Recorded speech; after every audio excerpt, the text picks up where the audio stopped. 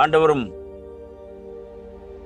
இரட்சகருமாயிருக்கிற வல்லமையுள்ள இயேசு கிறிஸ்துவின் நாமத்தினாலே உங்கள் யாவரையும் அன்புடன் வாழ்த்துகிறேன். இந்த ஜூன் மாதம் முழுவதும் ஆண்டவருடைய கிருபை நம்மை தாங்கினதற்காக அருமையான கல்வார் சேப்பல் ஊழியர்கள், அவர்களுடைய குடும்பங்கள் எல்லாரையும் நினைத்து நான் ஆண்டவரை துதிக்கிறேன், ஸ்தோத்திரிக்கிறேன். ஒவ்வொரு நாளும் காலை தியானத்தில் அருமையான ஊழியக்காரர்கள் மூலமாக தேவன் கொண்டு வருகிற அருமையான செய்திக்காக ஆண்டவரை துதிக்கிறேன், ஸ்தோத்திரிக்கிறேன். இந்த நாளின் காலை வேளையில யோபுவின் புஸ்தகம் 41வது அதிகாரத்தை நாம் பார்க்க இருக்கின்றோம். இந்த யோபுவினுடைய புஸ்தகத்தை நாம் பார்க்கும்போது முதல் அதிகாரம் தொடங்கி அநேக காரியங்களை நாம் பார்க்க முடியும். ஒரு வாழ்க்கையினுடைய பல படிகள் அங்கே இருக்கிறதை நாம் பார்க்க முடியும். ஒருவேளை நம்முடைய வாழ்க்கையோடு கூட அதை ஒப்பிட்டு பார்ப்போமேயானால் ஏற்றத்தாழ்வுகள், மேடு பள்ளங்கள், இன்ப துன்பங்கள், அநேக படிப்பினைகள், இப்படிப்பட்ட காரியங்களை நாம் இந்த யோபுவின் புஸ்தகத்தின் மூலமாக நாம் பார்க்க முடியும். யோபு நம்முடைய வாழ்க்கையிலே ஒரு மிகப்பெரிய ஆவிக்குரிய மேன்மையான காரியங்களை நமக்கு தருகிற ஒரு தேவனுடைய பக்தனாக இருக்கிறார் என்பதை நாம் அறிந்திருக்கின்றோம்.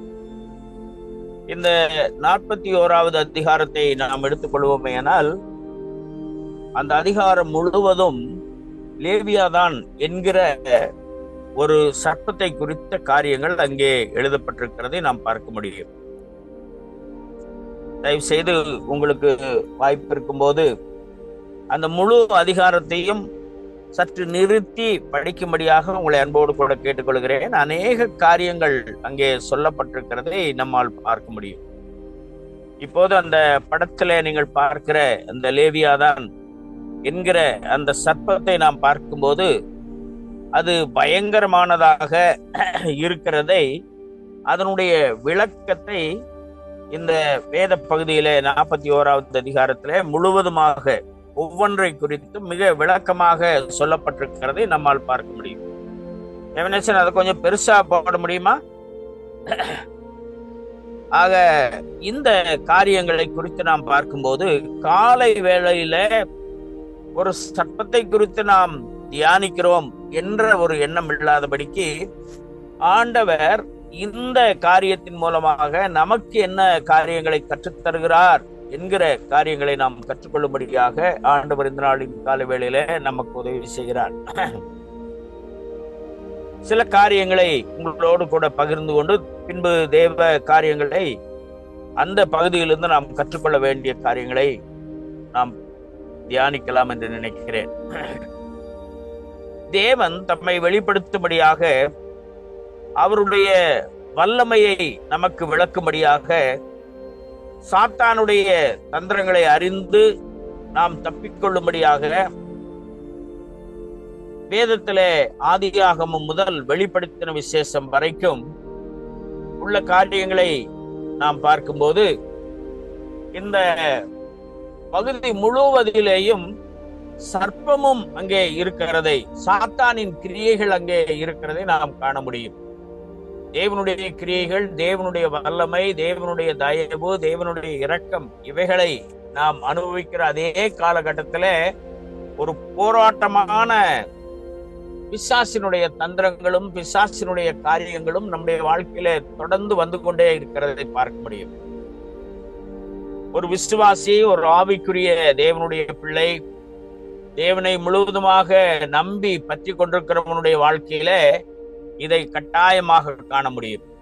தனித்து விடப்பட்டவர்களாக அல்ல, தேவ பிரசன்னமும் தேவ தயவும் நம்மோடு கூட சேர்ந்து வருகிறதை நம் வாழ்நாள் முழுவதும் நாம் பார்க்க முடியும்.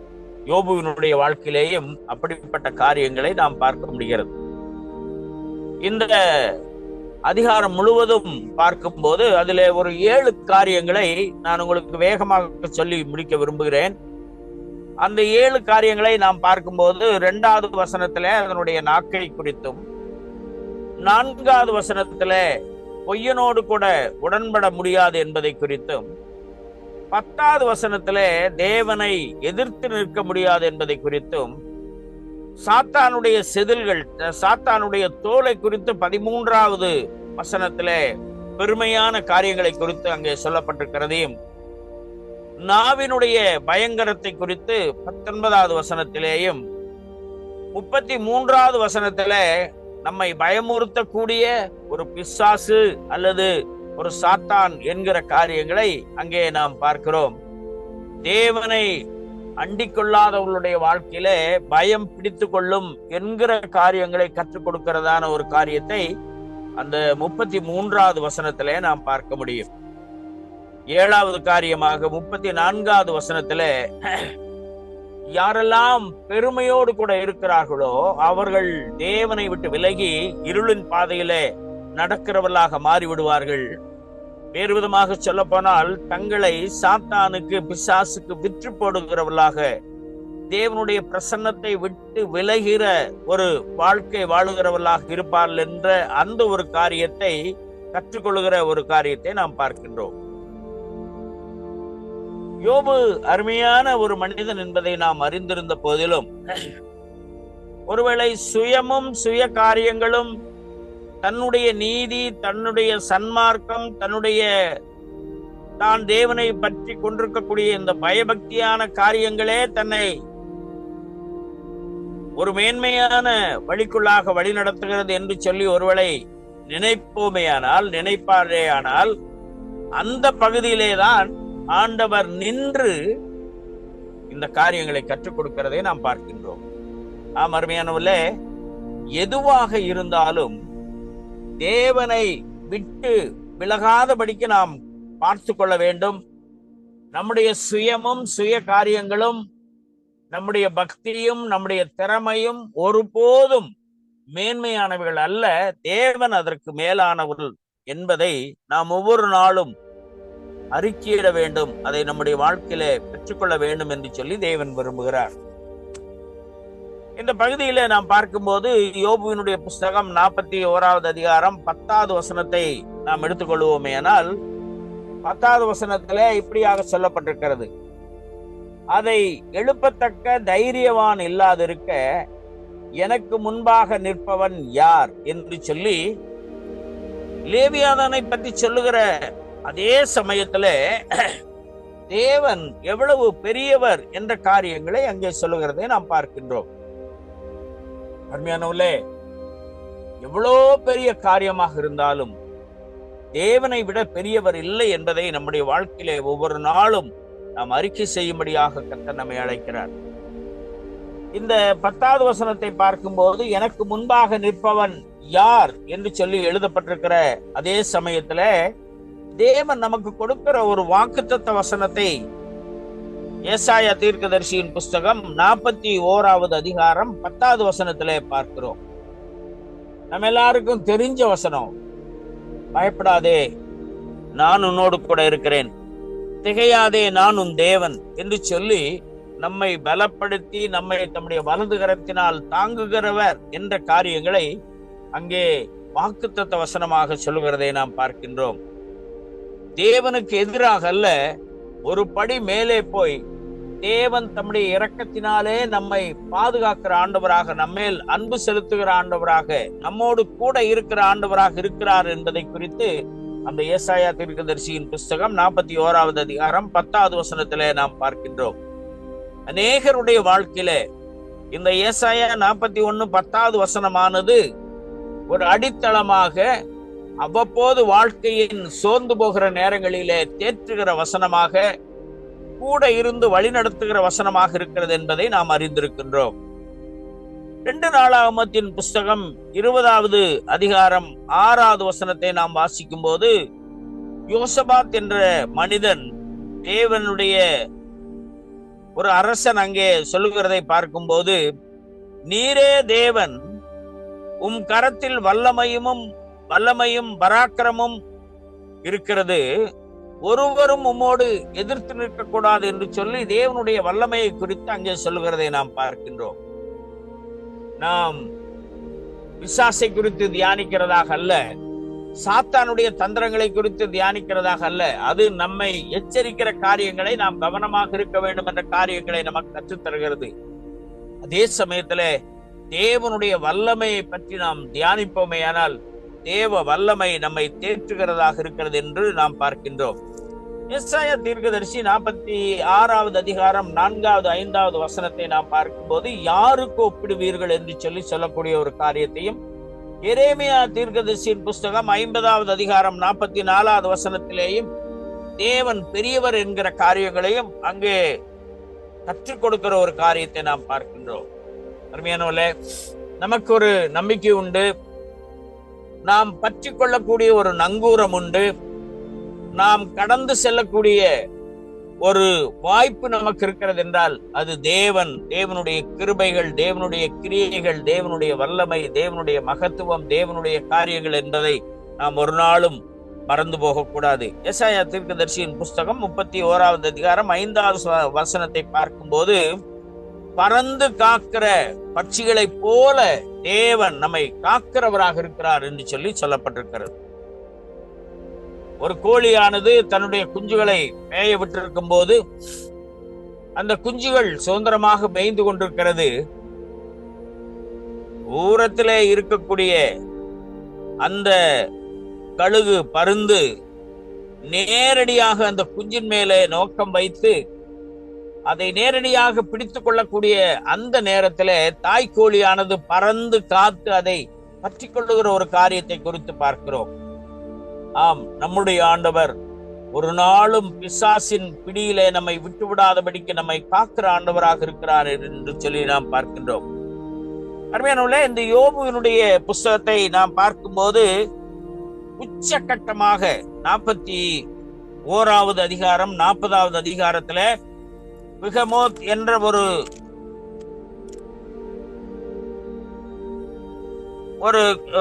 ஒரு உயிரினத்தை குறித்தும் 41வது அதிகாரத்துல லிபியாதான் என்ற ஒரு காரியத்தை குறித்தும் சொல்லப்பட்டிருக்கிறதை பார்க்கிறோம். இந்த காரியத்தின் நிமித்தமாக ஆண்டவர் யோபுவுக்கு கற்றுக் கொடுத்த காரியம் என்ன என்று சொல்லி பார்க்கும்போது, எது எப்படியானாலும் தேவன் உயர்ந்தவர் என்பதை நீ அறிந்து கொள்ள வேண்டும் என்கிற காரியங்களையும், மனதின் ஆழத்திலே படிந்திருந்த அகந்தை, மனதின் ஆழத்திலே படிந்திருக்கக்கூடிய தாழ்மையின்மை, மனதின் ஆழத்திலே இருக்கிற மற்றற்ற தேவையற்ற காரியங்கள், இவைகளை விட்டுவிட வேண்டும் என்று சொல்லி தேவன் மிக ஆணித்தரமாக இந்த வசனங்களிலே சொல்லி தருகிற காரியத்தை குறித்து பார்க்கின்றோம். இனி இந்த அதிகாரம் முடிய போகிறது, அதனுடைய காரியங்கள் ஒரு முடிவுக்கு வரப்போகிற நிலையில ஆண்டவர் விடாதபடிக்கு மிக தெளிவாக யோபுவோடு கூட பேசுகிற காரியங்களைத்தான் இந்த பகுதியிலே பார்க்கிறோம். இப்படி தெளிவாக உச்சகட்டத்துல ஆண்டவர் யோபுவோடு கூட பேசினதனாலே இந்த யோபுவினுடைய நிலை மாறுகிறதை நாம் பார்க்கின்றோம். 42வது அதிகாரத்துல 3வது வசனம் 6வது வசனத்தை வாசிக்கும் போது, அறிவில்லாமல் ஆலோசனையை மறைக்கிற இவன் யார்? ஆகையால் நான் எனக்கு தெரியாததையும் என் புத்திக்கு எட்டாததையும் நான் அறியாதையும் அழைப்பினேன் என்கிறேன். அதில் 6ஆம் வசனத்தை பார்க்கும்போது, ஆகையால் நான் என்னை அருவருத்து தூளிலும் சாம்பலும் இருந்து மனஸ்தாபப்படுகிறேன் என்று சொல்லி மனஸ்தாபப்படுகிற ஒரு காரியத்தை குறித்து பார்க்கிறோம். அருமையானவர்களே, ஒவ்வொரு கிறிஸ்தவனுடைய வாழ்க்கையிலேயும் மனம் திரும்புதல் என்பது மிக அவசியமான ஒரு காரியம். ஆரம்பத்திலே நான் தேவனை அறியாதவனாக இருந்தேன், தேவனை அறிந்து கொண்டேன் என்கிற ஒரு காரியம் இருந்தாலும் கூட இடையிலே தேவனை விட்டுவிடக்கூடிய ஒரு நிலை இருக்குமே. ஆனால் மறுபடியுமாக தேவ சமூகத்திலே வருவதற்கு ஆண்டவர் நமக்கு உதவி செய்கிறார். யோபுவினுடைய வாழ்க்கையை குறித்து பார்க்கும்போது மிக அருமையாக ஆரம்பிக்கிற அந்த காரியங்களை குறித்து பார்க்கும்போது, இந்த 42வது அதிகாரம் 6வது வசனத்துல இப்படியாய் எழுதுகிறதை நாம் பார்க்கின்றோம். என்னை அருவருத்து தூளிலும் சாம்பலிலும் இருந்து மனஸ்தாபப்படுகிறேன் என்று சொல்லி யோபு சொல்லுகிற ஒரு காரியத்தை குறித்து பார்க்கிறோம்.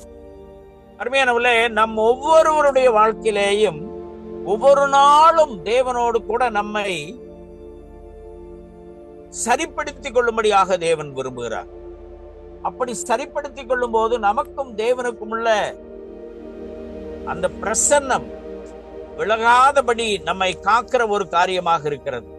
ஆண்டவரே, இன்றைக்கு நான் உம்மோடு கூட இருந்த நிலையில எப்படி இருக்கிறேன் என்பதை நான் அறிந்து சரிப்படுத்தும்படியாக எனக்கு உதவி செய்யும் என்று சொல்லி தேவன் நமக்கு ஒவ்வொரு நாளும் கற்றுக் கொடுக்கிற ஒரு காரியத்தை குறித்து பார்க்கிறோம்.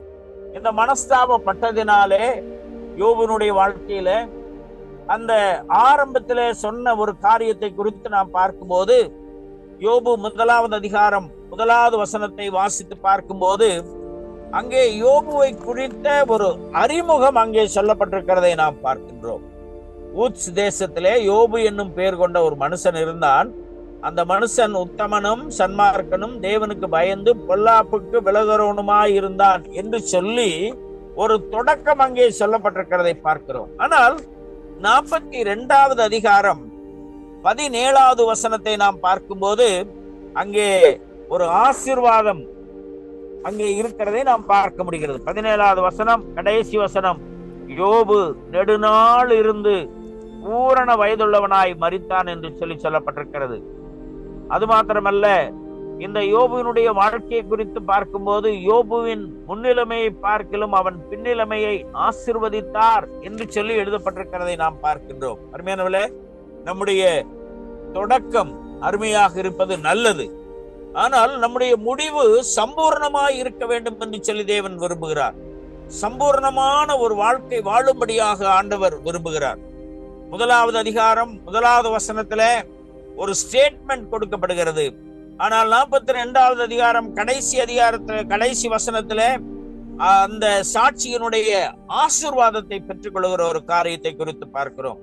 41வது அதிகாரம் 40வது அதிகாரத்திற்கும் 42வது அதிகாரத்திற்கும் இணைக்கக்கூடிய ஒரு அதிகாரமாக அங்கே இருந்து தேவனோடு கூட நம்மை இணைக்கிற ஒரு காரியமாக இருக்கிறதை நாம் பார்க்கின்றோம். இந்த நாளிலே ஒருவேளை இந்த 41வது அதிகாரத்தை நாம் வாசித்து பார்ப்போமே, ஆனால் லிவியாதான் என்கிற அந்த சர்ப்பத்தை குறித்து அநேக காரியங்கள் அங்கே சொல்லப்பட்டிருக்கிறதை பார்க்க முடியும். அதை வாசிக்கும் போது பயமாக இருக்கிறது. ஆனால் நம்முடைய தேவன் அதைவிட பெரியவர் என்பதை நாம் அறிந்து கொள்ளும்படியாக இந்த நாட்களிலே ஆண்டவர் நமக்கு கற்றுத் தருகிறார் என்று சொல்லி நாம் பார்க்கிறோம். யோபுவை குறித்து சொல்ல வேண்டுமானால், யோபு ஒரு நல்ல கிறிஸ்தவனுக்கு முன்மாதிரியாக இருக்கிறதை நாம் பார்க்க முடியும். நன்மையை கண்ட யோபு நிறைவான தீமையையும் அனுபவித்தவன் மாத்திரமல்ல, முடிவிலே சம்பூர்ணமான வாழ்க்கையை தேவனுடைய சமூகத்திலே பெற்றுக்கொண்டான் என்று பார்க்கிறோம். ஆசீர்வாதத்தை அனுபவித்த யோபு தன்னுடைய வாழ்க்கையில விடாதபடிக்கு நூலிலை போல தேவ சமூகத்திலே தன்னை காத்துக்கொள்ளுகிற ஒரு காரியத்தை குறித்து பார்க்கிறோம். மாத்திரமல்ல, பாடுகள், விடாப்பிடியான பாடுகள் இருந்தது. பாடுகள்ல உழன்ற யோபு ஒரு நாளும் விட்டுவிடாதபடிக்கு தேவனை பிடித்துக் கொண்டார். நண்பர்களின் உறவின் பலன்கள், அனுபவங்கள் ஏராளம் இந்த யோபு பெற்றுக் கொள்கிறதை பார்க்கிறோம். தன் உத்தமத்தில் கடைசி வரைக்கும் நிலைத்திருக்கிற ஒரு காரியத்தையும் சுய பலத்தினால் அல்ல, தேவ பலத்தை தன்னுடைய வாழ்க்கையிலே பெற்றுக்கொண்ட ஒரு காரியத்தை பார்க்கின்றோம்.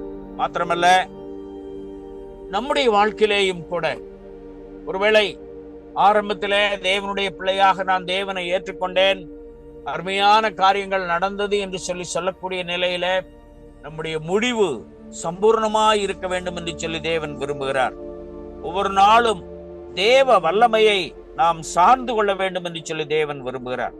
நம்முடைய சரீரம், ஆவி, ஆத்துமா தேவனால் ஒவ்வொரு நாளும் பலப்படுத்தப்பட்ட ஒரு நிலை இருக்க வேண்டும் என்று சொல்லி தேவன் விரும்புகிறார். இந்த நாட்கள்ல கல்வாரி சாப்பல் ஊழியங்களிலே தங்களை ஈடுபடுத்திக் கொண்டிருக்கிற உங்கள் யாவரையும் ஒவ்வொரு நாளும் இந்த காலை தியானத்திலே உங்களுடைய வார்த்தைகளை கேட்கும் போது, உங்களுடைய முகங்களை பார்க்கும் போது நான் ஆண்டவருக்கு நன்றி சொல்கிறேன். உங்களுடைய குடும்பங்களிலே தேவன் அற்புதங்களை செய்வார் என்கிற விசுவாசத்தோடு கூட நான் ஆண்டவருக்கு நன்றி சொல்கிறேன்.